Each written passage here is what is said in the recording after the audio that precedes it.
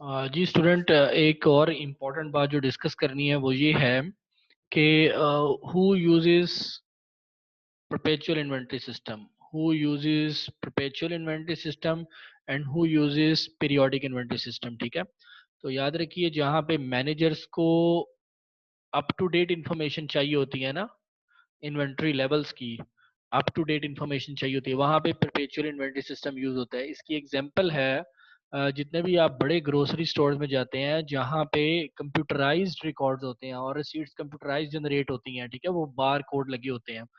तो वो bar code automatically आपको जो रिसीट देता है उस पे तो रिमेनिंग आइटम शो नहीं करता, लेकिन उनके इन्वेंट्री सिस्टम में ऑटोमेटिकली वो बता देता है कि इतनी आइटम्स रिमेनिंग रहती हैं।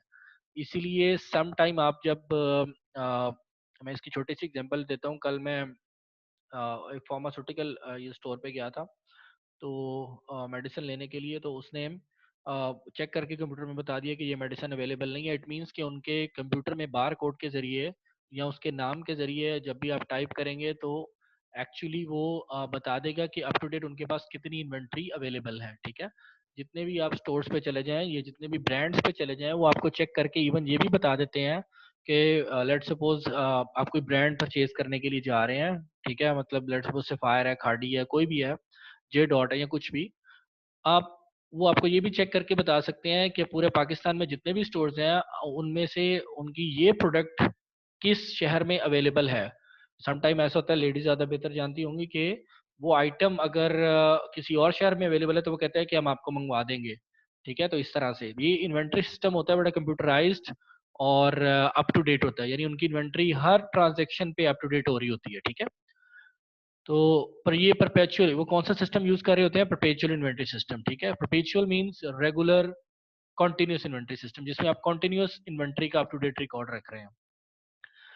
जबकि पीरियोडिक इन्वेंट्री सिस्टम कौन यूज करता है जी, इसमें मैं बता दूं आपको कि अभी मैंने जैसे एग्जांपल दी कि मोस्टली जो सेल ऑफ इन्वेंट्री कर रहे हैं छोटे ग्रोसरी स्टोर वाले, ठीक है ना, या बहुत कम आइटम जिनके पास होती हैं और इतनी ज़्यादा नहीं होती। लेट सपोज कि एक पिक्चर्स बना के सेल करने वाली कोई शॉप है, उसको पता होगा यार आज की इतनी पिक्चर सेल आउट हो गई हैं और बाकी इतनी मेरे पास रहती हैं, तो वो बाय वर्ड ऑफ माउथ और इन माइंड ही वो अपना उसका हिसाब रखता है कि भाई इतनी होगी और इतनी रह गई है मेरे पास। ठीक है, तो जिनके पास इन्वेंट्री, या अब रोल्स रॉयस कार बनाने वाले हैं, ठीक है ना, उनकी कितनी कार्स सेल आउट होती हैं वो बड़ी लिमिटेड होती हैं। ठीक है, फरारी बड़ी लिमिटेड सेल करता है।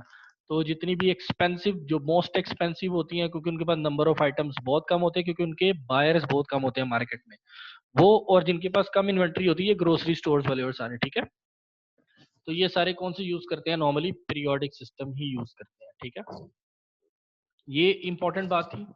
और ये आपने एग्जामिनेशन पॉइंट ऑफ व्यू से बड़े अच्छे तरीके से इसको समझना है, पीरियोडिक कौन यूज करता है और परपेचुअल कौन यूज करता है। क्लियर? और आगे चलते हैं जी, आज का हम अपना डेमोन्स्ट्रेशन प्रॉब्लम की तरफ थोड़ा सा मैं गाइड कर दूं, उसका सोल्यूशन भी यहाँ पे अवेलेबल है आपको। सिर्फ आपने उसका थोड़ा सा मैं आपको थीम बता दूं कि हाउ टू सॉल्व इट। ये डेमोन्स्ट्रेशन प्रॉब्लम है पेज नंबर 266 पे। ठीक है, it's being recorded, yes.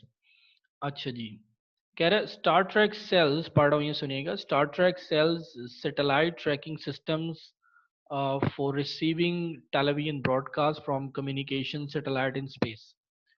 Star Track company है वो सैटेलाइट ट्रैकिंग सिस्टम्स जो है वो सेल आउट करती है। ठीक है, या टेलीविजन ब्रॉडकास्ट वगैरह के लिए जो डिवाइसेस यूज होती हैं।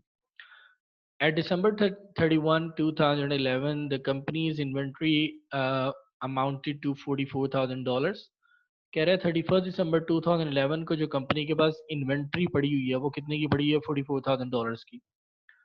ड्यूरिंग द फर्स्ट वीक इन जनवरी, और जनवरी के फर्स्ट वीक की बात कर रहा है सिर्फ वो, 2012, Star Track made only one purchase and one cell.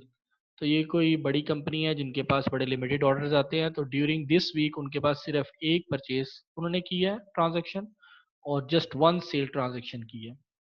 और ये ट्रांजैक्शन गिवन है जनवरी 7, जनवरी 3 की और जनवरी 7 की। ठीक होगी बात? जनवरी 3 को क्या किया, पढ़ो सुनिएगा। सोल्ड अ ट्रैकिंग सिस्टम, एक सेल किया जनवरी 3 को किसको किया जी सेल? उस कंपनी का नाम है मिस्ट्री माउंटेन रिजोर्ट। तो मिस्ट्री माउंटेन रिजोर्ट वालों को एक सेल किया जी 20,000 कैश पे। ठीक है ना, कैश पे सेल किया, यानी कैश इनको फौरन रिसीव हो चुका है। ठीक है, तो कैश आप डेबिट करेंगे और जो भी इनका क्रेडिट होगा इन्वेंट्री को क्रेडिट कर देंगे। सही है, इन्वेंट्री आपसे चलेगी और कैश आपके पास आ गया। या सेल्स कर लें आप, सेल्स क्रेडिट कर दें, तो कैश डेबिट और सेल्स क्रेडिट हो जाएगा यहाँ पे। The system consisted of 7 different devices which had a total cost इस, अच्छा ये इसकी कॉस्ट कितनी है जी टोटल जो आपने सेल किया है? जो आपने 20,000 की सेल की है उसकी एक्चुअल कॉस्ट कितनी है जी? $11,200। $11,200 है कॉस्ट उसकी। सही है, तो उसकी कॉस्ट भी आपको रिकॉर्ड करेंगे जब आप, अगर वो आपको परपेचुअल कह के जाता है ना, तो परपेचुअल में एक एंट्री सेल की अमाउंट से होती है और एक एंट्री किस अमाउंट से होती है जी? ये कॉस्ट की अमाउंट से, याद रखिएगा। ठीक है, तो इसीलिए कॉस्ट दी हुई है कि अगर आप परपेचुअल इन्वेंटरी सिस्टम यूज कर रहे हैं तो उसकी कॉस्ट का भी आपको पता हो कि जो आपने सेल किया उसकी कॉस्ट कितनी आई है। सही, लेट्स मूव फर्दर। जनवरी 7 को क्या हुआ जी? परचेज किया है मॉडल 400। अच्छा, ये एक बच्चे ने बड़ी गलती की हुई थी, वो कोई ऐसी मॉडल 400 लिखा हुआ था क्या सवाल में, उसने उसी को समझ लिया।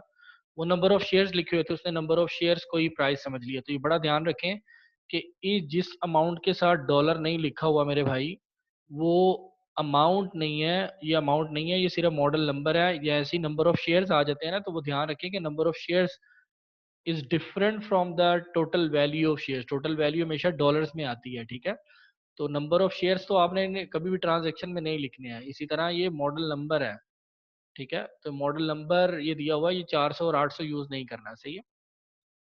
टू मॉडल जिन्होंने परचेज किए हैं जी सैटेलाइट डिशेस के फ्रॉम यामाहा कॉरपोरेशन से, द टोटल कॉस्ट, कॉस्ट आपको दी हुई है जी, परचेज कितने की है? $10,000 की आपको कॉस्ट पड़ी है। और टर्म्स हैं जी, ये 210 नेट 30, ये मैं बता रहा हूँ 210 नेट 30 क्या होते हैं। ये बड़ी इंपॉर्टेंट बात समझ लें। ठीक है, ये हाईलाइट कर लें, इसको दिमागों में ज़हन नशीन कर लें। 210 नेट 30 का मतलब क्या है? 210 का मतलब ये है कि अगर आप विद इन 10 डेज पैसे अदा कर देते हैं तो आपको कितने परसेंट डिस्काउंट मिलेगा? 2% डिस्काउंट मिलेगा। Revise, let me revise it again, कि अगर आप 10 डेज के अंदर अंदर पैसे अदा कर देते हैं तो आपको 2% डिस्काउंट मिलेगा। अदरवाइज आप लिमिट कब तक बढ़ा सकते हैं? 30 डेज तक। लेकिन जब आप 10 डेज के बाद 30 डेज तक पे करेंगे, 10 दिन से लेकर 30 दिन तक, तब आपको कोई डिस्काउंट मिलेगा नहीं मिलेगा, बल्कि वो नेट, यानी एन का मतलब है नेट, यानी सारे के सारे पूरे पैसे अदा करने होंगे, कोई भी डिस्काउंट नहीं मिलेगा। 10 डेज के बाद डिस्काउंट कोलैप्स हो जाएगा, खत्म हो जाएगा। ठीक है, सही है जी। तो 210 नेट 30 का मतलब ये है कि अगर विद इन 10 डेज आप पेमेंट कर देते हैं तो you will avail 2% discount. Otherwise your discount will your discount time will elapse and you will not be able to avail any type of discount from 10 to onward। 10 तारीख तक है, 10 के बाद 11 से लेकर 30 तारीख तक आपके पास डिस्काउंट नहीं आ सकता। ठीक है जी, तो टोटल कॉस्ट इसकी दी हुई है $10,000 की। ओके, तो ये आपके पास इंफॉर्मेशन थी। Star Track records purchases of merchandise at net cost, कह रहे हैं स्टार ट्रैक वाले नेट कॉस्ट पे परचेज करते हैं। The company has full time accounting personal and uses a manual accounting system, और ये मैनुअल अकाउंटिंग सिस्टम यूज करते हैं। ठीक है जी। अच्छा, इसमें मैं बता दूं आपको कि इन्होंने पूछा क्या, अब इंस्ट्रक्शंस क्या हैं वो जरा सुन लीजिए। इंस्ट्रक्शंस है जी आपको ABCDEFGH। ठीक है जी, ये ट्रांजेक्शन्स आ रही हैं आपको, और मैं इसको हाईलाइट कर रहा हूँ। जो मोस्ट इंपॉर्टेंट ट्रांजैक्शंस हैं समझने वाली, वो है बी। ठीक है, ये वाली आप खुद कर लीजिएगा। वो कह रहा है अकाउंटिंग साइकिल डिस्क्राइब करें मर्चेंडाइजिंग कंपनी का, ये हम समझ चुके हैं। ठीक है, और सोल्यूशन भी इसका है वो आप देख लीजिएगा। सही है, जो चीज़ नहीं समझ आएगी उसको आप पूछ सकते हैं मेरे से। तो कह रहा है बी में, कह रहा है प्रिपेयर जर्नल एंट्रीज। ठीक है, तो जर्नल एंट्रीज आपने प्रिपेयर करनी है to record these transactions assuming that, ये जो दो ट्रांजेक्शन है सिर्फ ऊपर हुई है जनवरी 3 को और जनवरी 7 को, उसको आपने रिकॉर्ड करना है स्टार ट्रैक को। और ये एज्यूम करें कि स्टार ट्रैक क्या यूज कर रहे हैं, कौन सा सिस्टम यूज कर रहे हैं? परपेचुअल इन्वेंट्री सिस्टम यूज कर रहे हैं। तो perpetual continuous regular inventory system use कर रहे हैं तब उसकी ट्रांजेक्शन्स क्या होंगी।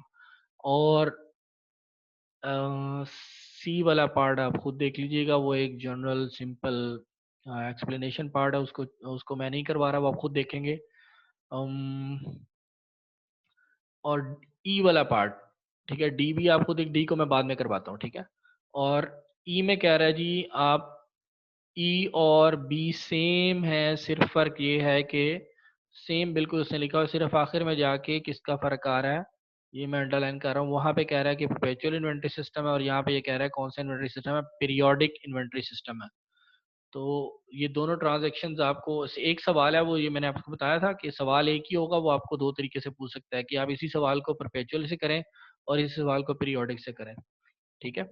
तो हम बी वाला और ई वाला पार्ट इसका समझते हैं, ठीक है। इन दो ट्रांजेक्शन्स को सिर्फ बी में कैसे रिकॉर्ड करेंगे और ई में कैसे रिकॉर्ड करेंगे, ठीक है। तो सोल्यूशन की तरफ चलते हैं जी। बी पार्ट ये आपके पास हुआ देखिएगा, पहली ट्रांजैक्शन जनवरी 3 को थी, वो सेल की थी। तो मैंने बताया कि परपेचुअल में सेल की हमेशा दो ट्रांजैक्शंस होती हैं, ठीक है, ये मैं बता चुका हूँ पहले आपको।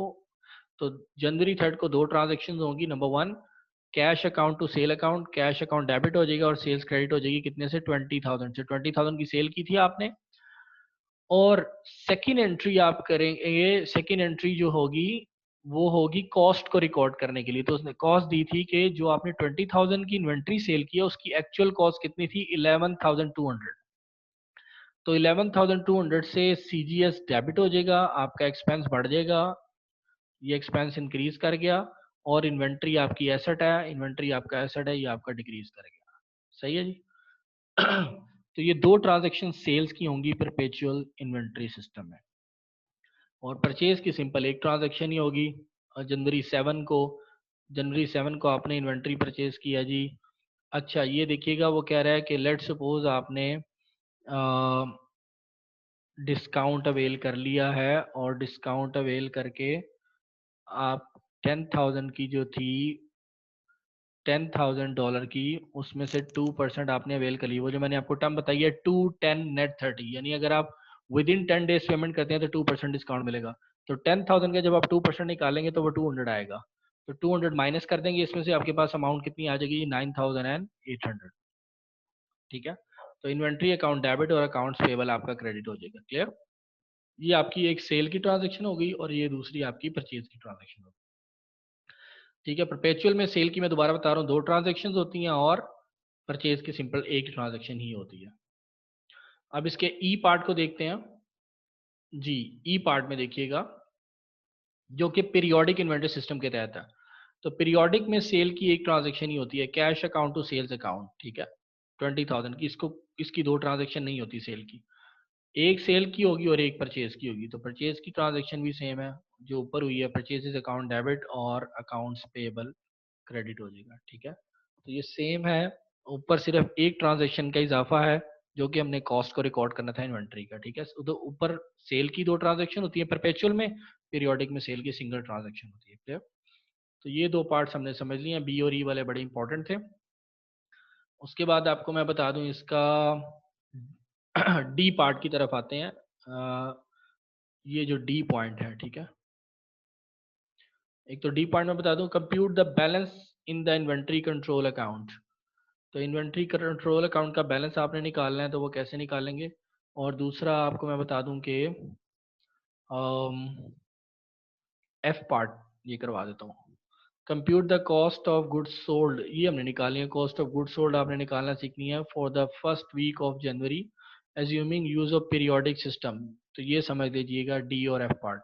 डी पार्ट में कह रहा है compute the balance in the inventory control account. तो इसका सिंपल सा फार्मूला होता है, आपका सीजीएस निकालने का फार्मूला क्या होता है, सीजीएस निकालने का फार्मूला होता है जी, CGS is equal to opening inventory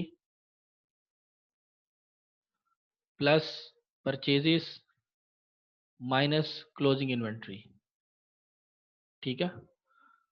तो आपने ये निकालनी है, और उसके लिए आपको वो क्या कह रहा है कि आपने निकालना क्या है, बैलेंस निकालें in the inventory control account. Inventory का कंट्रोल अकाउंट का इन्वेंट्री का बैलेंस निकालना है। तो यानी आपको वो क्लोजिंग इन्वेंट्री कह रहा है, लेकिन आपको ये तीनों चीज़ें पता होनी चाहिए, सीजीएस, ऑपरेटिंग ओपनिंग इन्वेंट्री और परचेजेस पता होंगी तो ऑटोमेटिकली ये वाला इसका आंसर आप निकाल लेंगे। तो देखिएगा आपको सीजीएस भी पता है, ओपनिंग इन्वेंट्री भी पता है और परचेजेस भी पता है, तो आप सीजीएस ऑटोमेटिकली इजीली निकाल सकते हैं। देखते हैं डी पार्ट में इसकी कैलकुलेशन।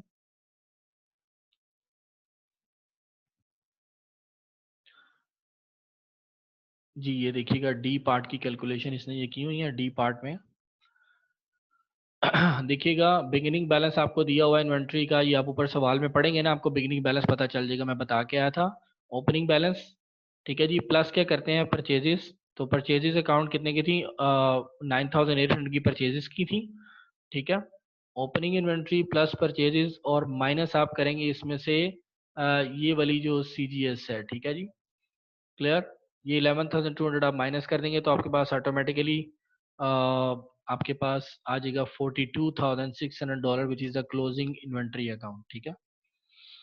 ठीक है, ये इसको कैसे निकाला है, क्लोजिंग इन्वेंट्री निकाली है ना, इसको इस तरफ ले जाएं, ये इधर माइनस हो रहा है इधर आके प्लस हो जाएगा, और सीजीएस इधर प्लस है और इसकी जगह आके माइनस हो जाएगा, ठीक है।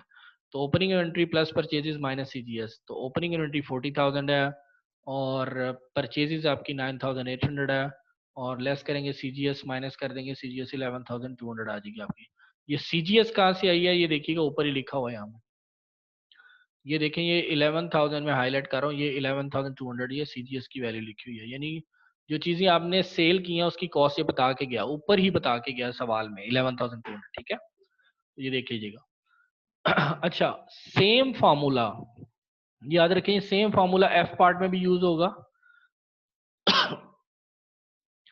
सेम फार्मूला आपका एफ पार्ट के लिए भी है, एफ के लिए, एफ के लिए सेम फार्मूला है। एफ में उसने पूछा कि सीजीएस निकाल लें, तो एफ में सीजीएस निकालने के लिए मैं क्लियर करता हूँ, एफ में आपने क्या निकाली है, सीजीएस निकाली है, फॉर्मूला सेम ही है।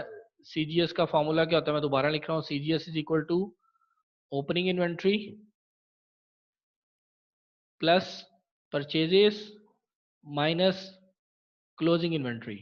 तो देखें ओपनिंग इन्वेंट्री प्लस परचेजेस, ये परचेजेस को ऐड किया, ठीक है, और जो भी आंसर आया उसमें से आपने माइनस कर दिया जी, लेस कर दिया क्लोजिंग इन्वेंट्री को। तो क्लोजिंग इन्वेंट्री आपने पहले पार्ट डी में निकाल ली है, ठीक है, उसको माइनस कर दिया तो आपके पास सीजीएस आंसर आ गया 11,200, ठीक है। तो अगर सीजीएस आपने निकालनी हो क्वेश्चन में ना दियो तो इस तरह से निकालते हैं, क्लियर। नेक्स्ट आपका जी पार्ट आप खुद देख लीजिएगा, वो जस्ट एक थ्योरेटिकल है पोर्शन, उसको समझ लीजिएगा, ठीक है, वो मैं बता चुका हूँ डिटेल में। आगे एच पार्ट में वो कह रहा है आपको कि ग्रॉस प्रॉफिट निकालें और ग्रॉस प्रॉफिट मार्जिन निकालें। ये मैं जरा आपको समझा दूँ कि ग्रॉस प्रॉफिट कैसे निकलता है, ये समझ गए हम। तो ग्रॉस प्रॉफिट ऊपर जब हमने इनकम स्टेटमेंट समझी थी उसमें सीखा था कि सेल्स में से आप माइनस करते हैं CGS, cost of goods sold minus करते हैं, तो आपके पास जो आंसर आता है it is called gross profit, ठीक है। सेल्स में से आप सीजीएस को माइनस करते हैं। जब आप इनकम स्टेटमेंट में देखें ना, जो इनकम स्टेटमेंट हमने समझी है मर्चेंडाइजिंग कंपनी की, तो सबसे पहले सेल में से सीजीएस माइनस करेंगे तो we will get gross profit. तो ग्रॉस प्रॉफिट तो हमारे पास सिंपल आ जाएगा। और कह रहे हैं ग्रॉस प्रॉफिट मार्जिन कैसे निकलेगा, सिंपल, इसी ग्रॉस प्रॉफिट को जो आपके पास निकला है 8,800 का, इस ग्रॉस प्रॉफिट को आप डिवाइड करेंगे अपने सेल्स रेवेन्यू पे। ये जो सेल्स रेवेन्यू दिया गया सेल्स, यानी ग्रॉस प्रॉफिट को सेल्स पे डिवाइड करते हैं तो you will get gross profit margin, और ये हमेशा परसेंटेज में आएगा, याद रखिएगा इसका आंसर परसेंटेज में लिखना है आपने, ठीक है, मल्टीप्लाई बाय 100 करके, सही है। तो मैं ये बता रहा हूँ दोबारा से, इसको मैं बता रहा हूँ रेवेन्यू में से, इसको मैं इनकम स्टेटमेंट के फॉर्मेट में बता रहा हूँ, ठीक है। रेवेन्यू में से सी जी एस माइनस करेंगे तो you will get gross profit.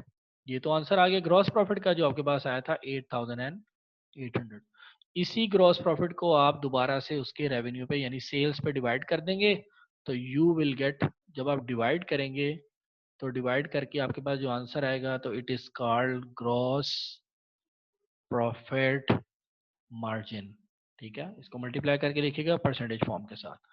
तो ये हमारा सर डेमोन्स्ट्रेशन प्रॉब्लम थी। जी जी सर मैं कह रहा हूँ पेपर में थ्योरी तो नहीं आएगी ना पेपर में हमारा एग्जाम में? जी स्टूडेंट्स, ये एग्जामिनेशन पॉइंट ऑफ ये इस चैप्टर की बात कर रहा हूँ, ठीक है, ओके सर। क्लियर। इस चैप्टर में से टोटल आपने तैयार करनी है, नंबर 1 की टर्म्स, नंबर 2 डेमोन्स्ट्रेशन प्रॉब्लम, ठीक है। और सेल्फ टेस्ट क्वेश्चन में एमसीक्यूज हैं, 8 एमसीक्यूज हैं, ये आपने तैयार करना है। और ब्रीफ एक्सरसाइजेज आपने तैयार करनी है, 1 2 3 4 5 6, 6 सवाल। ये ब्रीफ जो छोटे छोटे सवाल हैं, ठीक है, बिल्कुल 10-10 मिनट के सवाल हैं, 5-5 मिनट के, इसके ऊपर प्रैक्टिस कर लीजिएगा। और एक्सरसाइज आपकी जो थोड़ा सा जरा लेंथी, ये 2 सवाल हैं, 6.4 एंड 6.4, टोटल ये 8 क्वेश्चंस हैं, 8 एमसीक्यूज हैं, एक डेमोन्स्ट्रेशन प्रॉब्लम है, और की टर्म्स है। की टर्म्स का मैं बता रहा हूँ, रट्टा नहीं लगाना, सिर्फ समझना है एक दफा पढ़ के कि रीडिंग आपको अगर एमसीक्यूज आते हैं तो उसमें से इजीली आप टिक कर सकें, ठीक है। और कोई प्रॉब्लम है तो प्लीज लेट